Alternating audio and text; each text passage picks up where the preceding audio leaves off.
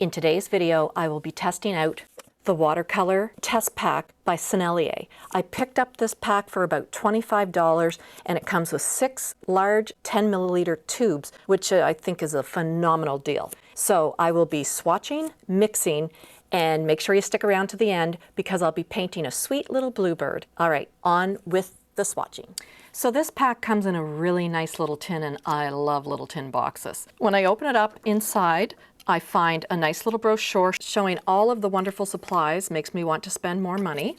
So the paints that are included are lemon yellow, and that's PY3 transparent. And then there's bright red, and that doesn't have a pigment information, but it's semi-opaque. And then we have the ultramarine deep, and that is PB29, and that is transparent. Then we move on to the Chinese orange. Now that is actually 3 pigments, which kind of shocked me. It's PY150, PR209, which I happen to love, and PBR23, and that's also transparent. And then last but not least, we have Payne's Gray, which is semi-opaque, and it is made up of 3 pigments, PV19, PB15-1, and PBK7. I normally try to stick with single pigments, so this will be interesting to see how they swatch out and how they mix together. And all of the paints have an excellent light-fast rating. So before swatching the Sennelier watercolors, I filled up full pans and let them dry out for a few days. I wanted to see how they dried in the pan, and I also wanted to see how well they re-wet. So the lemon yellow is beautiful and clean and transparent. On the color chart, it says all of these pigments are light fast. Now, after looking on the red tube, light fastness on the tube actually says not rated, NR. So that concerns me a little. So I'll actually do a light fast test with that. And the yellow as well was rated a little lower than I had thought on the tube. So I will, I'll throw that in with the light fast test. Anyway, the red is a beautiful red. It's not too cool, it's not too warm. The Chinese orange is a beautiful color. It is deep and rich, and I have to say I actually like it. But I'm not one for using convenience colors or colors straight out of the tube, so I'll have to see how this mixes with the other ones. And the Payne's Gray, I'm not a big Payne's Gray user, so I like to mix my blacks and my grays. So this is actually one I could have done without. I would have loved to have seen, say, a phthalo blue in the set instead of a Payne's Gray. The ultramarine deep has a little more depth to it than my normal ultramarine that I use. It's not quite as vibrant, but it's a nice color. All right, so I'll just swatch them quickly up top on our chart. And what I'm going to do is I'm going to go right down and I'm going to mix, starting with the lemon yellow and the ultramarine blue. And then I'll just keep going down, and then I'll switch over to the ultramarine row and I'll mix the ultramarine with the colors that it hadn't been mixed with yet. I can already tell just by the color palette that I have that we're not going to be able to get clean, vibrant, bright, jewel-like tones with these. These are more of a muted mixing set. It would be great for landscapes. And again, if we had that phthalo blue mixed in the set instead of the Payne's Gray, we'd be able to get a lot wider range of mixes. This is a nice green. It's a very natural looking green. It's not garish or too vibrant. So mixing the yellow with the red results in a nice rich color. I could really see being able to mix the Chinese orange with the red and the yellow. So maybe that might be a color I'd do without, but it is an interesting color. I do really like it. And the yellow with the orange, it has a very nice muted tone to it, but it's still nice and transparent, even though there's 4 colors mixed in now. The Payne's Gray and the lemon gave a really natural green. So, I mean, maybe the Payne's Gray would be beneficial to have starting out. It would be easier to get to darks without having to try and mix them when you're beginning. That would be one plus, but I think I would still throw a cool blue in there. So now we'll move on to the ultramarine with the bright red. And this actually produces a color that almost like an eggplant color, which is very nice.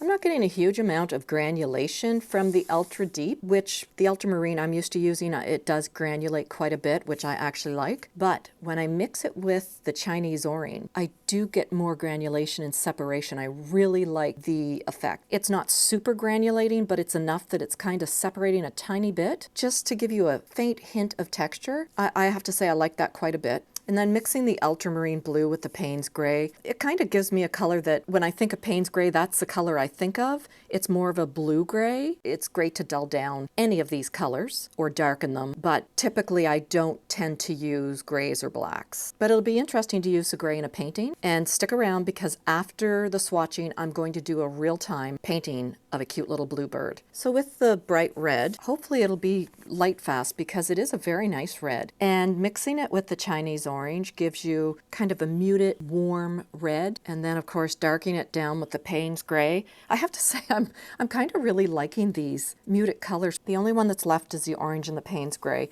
It gives a nice kind of toasted brown, a little on the warm side, which is nice. All right, so I have to say they dried really nicely in the pan. They didn't crack, re-wet well.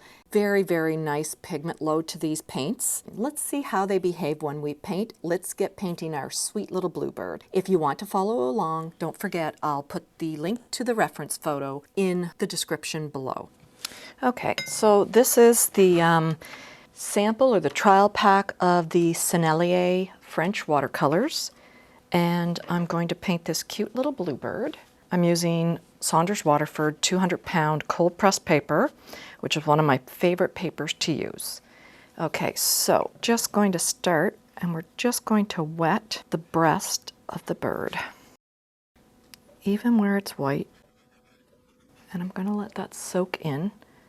So I'm watching, and I don't want dripping water, and let it soak in.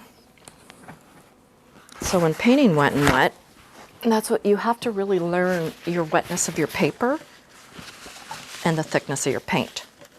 So once you get to a nice even sheen where it's not running water, but it's not dry, you can see a nice sheen all over. That's when you're going to start dropping in paint. The more watery your paint is, like there, I'm going to get some of the water off my brush, the lighter it will be when it dries.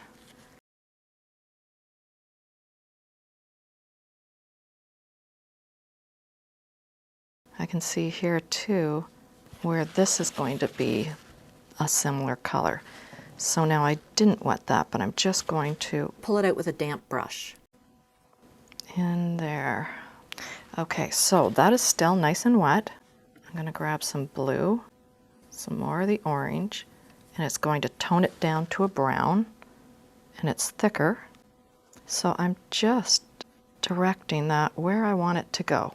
And you'll see it's still pretty active. It's still really branching out. And that's okay, because I can pick some of that back up if I want to. Grab a little more of the dark, and it's going to be darker here, and right back here,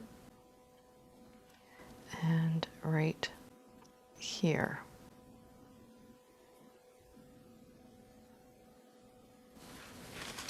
Okay, so now clean, damp brush, take the water off it. Now I'm just going to stop that from moving. So I'm picking up,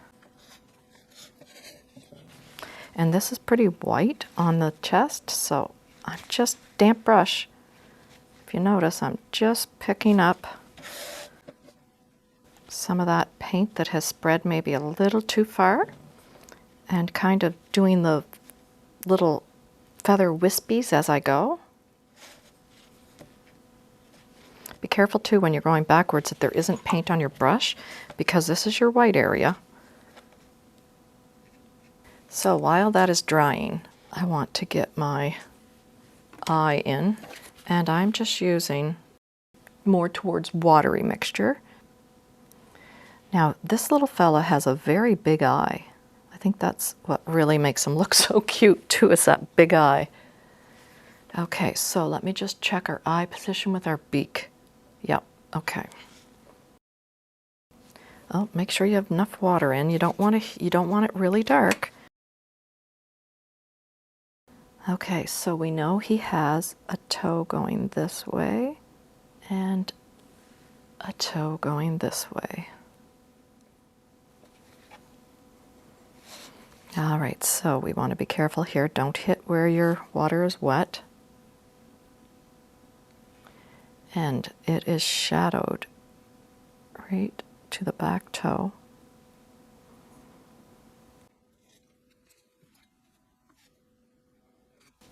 There. I didn't want them that harsh. I'll go over those again. Okay, so he has a very dark part to his beak.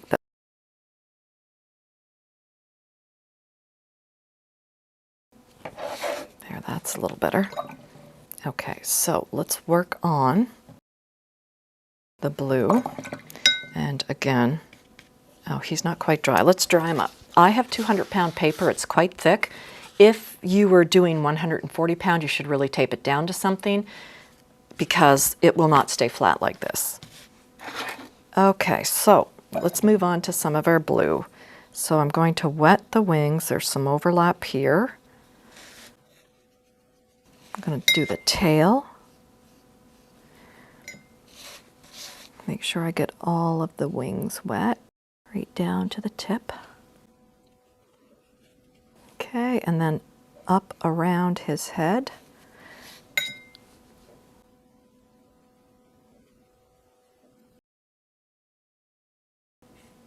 And we want to get the edge of that. See how that's wet? And again, I've let it sink in some, so I've got a nice sheen. You see that sheen? Do you almost see there on the head where there's too much water? All right, we'll start back here.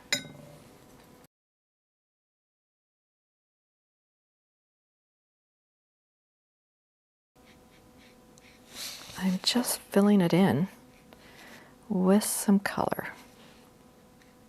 Now remember, there's that little white around the eye. Oh my goodness, he is so cute. I can't stand it. I absolutely adore birds. And I'm just kind of leaving it kind of soft. If you notice, I'm not trying to fill everything in. I'm just letting the paint spread. So I'm going to mix a thicker mix.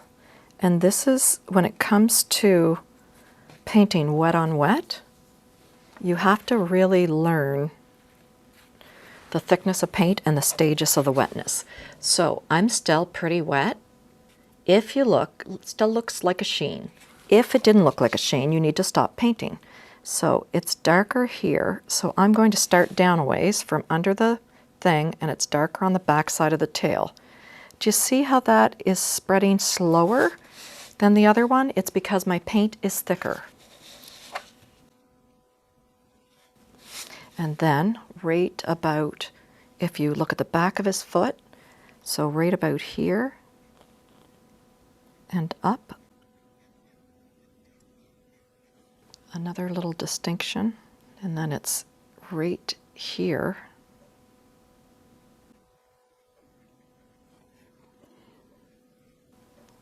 Where these little black parts of his feathers. Now I'm getting thicker paint for this again.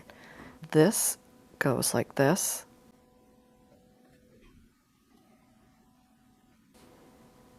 And then there's that little bit that flicks down there. So again, I'm going to just do that. So I love how soft it is.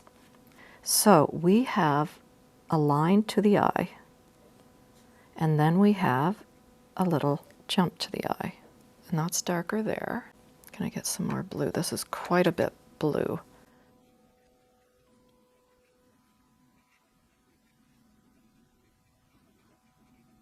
So you see, I'm still painting wet in wet. And we're only going to have to add a few little details at the end.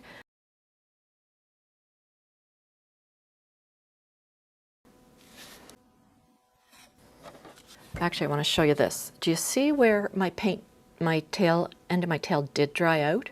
So I've got two very distinct sections happening, if you take your paint and just bring it all the way down, you'll be okay. And we'll let that dry. So we're dry. Let's do some on the branch. And again, I'm going to wet my branch, just like that.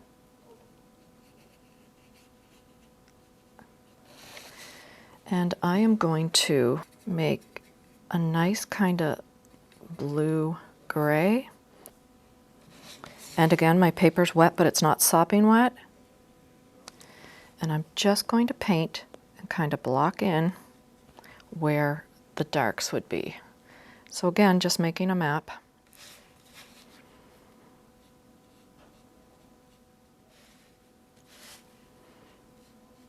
I kind of put some light there. Now I'm going to make a thicker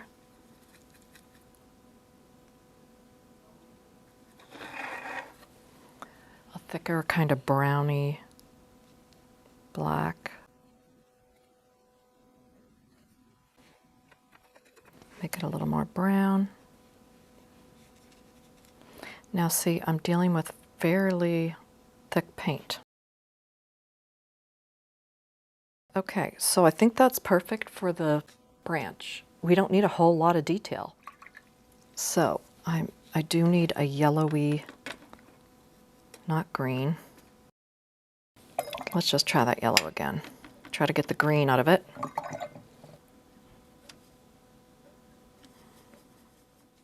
I'm going to wet here, here, and just there.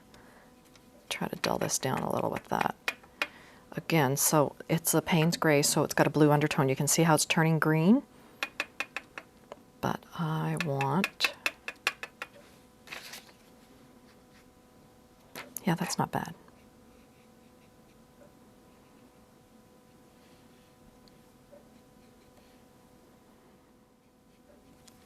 Okay, and then I'm just going to come in and I'm just going to soften that because I don't want a whole bunch of hard lines. And remember, less is more, and always err on the side of too light rather than too dark, because too dark is not going to be easy to fix. So I just want to line that beak up, and I'm actually missing a little spot. So I'm just going to fill that in, just like that.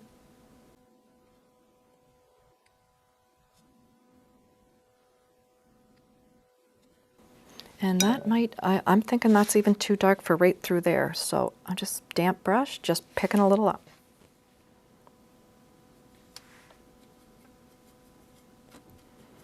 So I don't want this to be too harsh.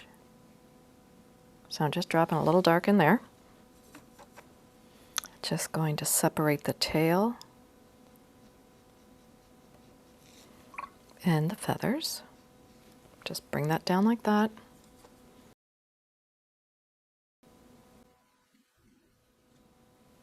So that really just goes right around his eye and right down that way and then right around, and he has a little flick.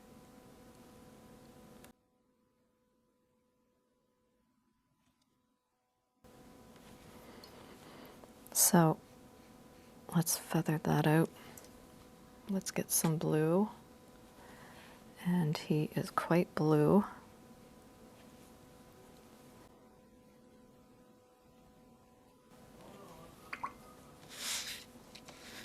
So I'm just going to soften some of those edges. Now I'm going to come back with the blue, and I'm just going to paint some back over top.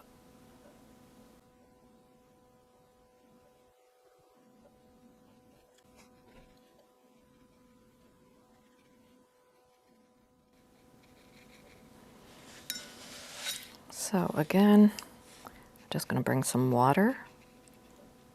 So I'm just basically softening the edge and pulling that up. Same with this right here.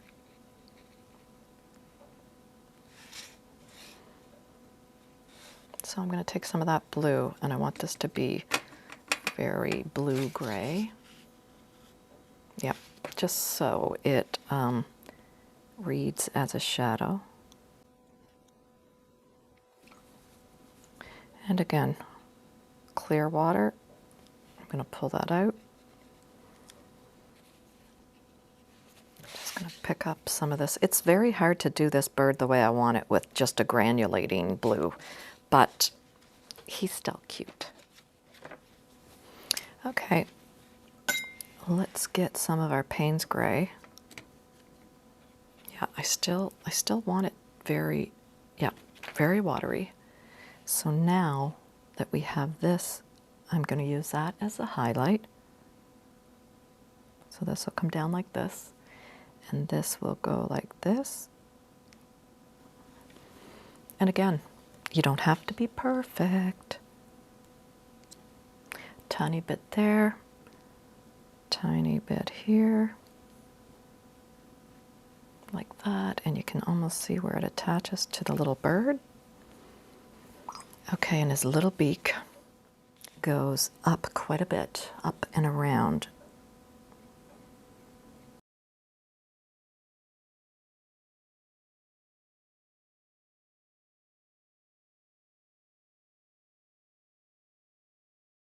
Okay, let's just put some blue here.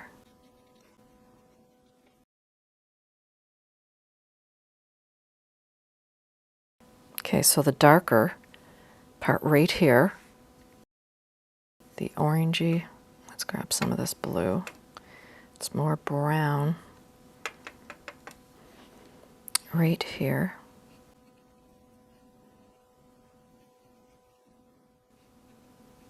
So what I'm doing is just kind of a little bit of negative painting where I'm actually kind of defining some of those little feathers.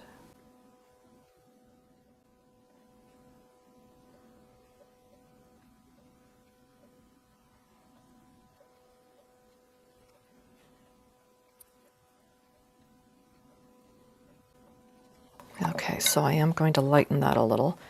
I'm just going to pick up some at the very outer edge, and then I'm going to damp brush, just tickle that edge a little right there. And I do see a little bit of the brown, orangey brown, right here on his face.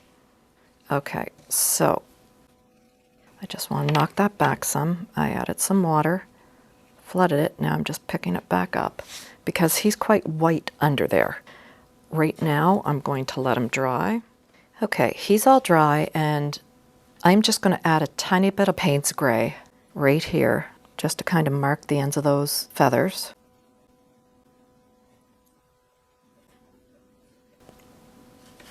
And now I'm going to just add some dark here.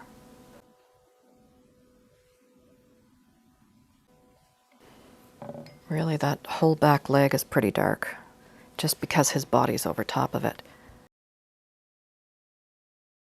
Okay, so I'm happy with him. I'm really on a mission this year to try and really stress less is more, just because, I guess we should kind of just maybe there. Just because if you play with your watercolor too much and overwork it, your colors are going to be dull and lifeless. I bought a white Pitt pen. Now, a brush pen, I really don't know how this is going to work. Okay, that might be enough actually. So I'm going to put the little highlight in his eye, and then he has a nice little curved highlight on his beak. I am going to, might take quite a bit actually.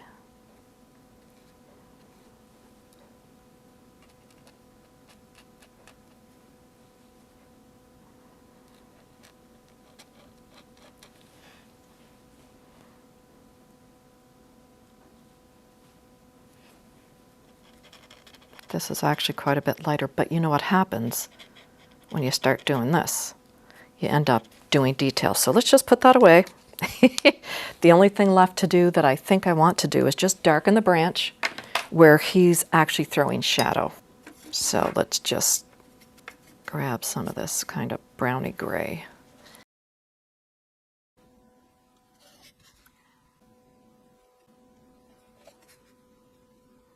And just random shapes. I'm not, you don't want a straight line. So kind of keep your shapes organic. Okay, so the only thing that's left to do is take the tape off. And I did get a little speck of blue there. Does not bother me, but if it did, I could take a little X-Acto knife and just pick it out. The Sennelier Watercolors are very nice. I really like them. They re-wet really nice, like the M. Grahams, probably because of the honey. I actually went back and added up the price of all of the paints if I bought them separate, and it would have cost me $75.95, but I only paid $25 for the actual little starter pack, so it is beyond a phenomenal deal. Anyway, thank you for sticking around till the end and watching the video. If you'd like to learn more about watercolor, subscribe to my channel and hit the bell, and I will see you in the next one. Take care.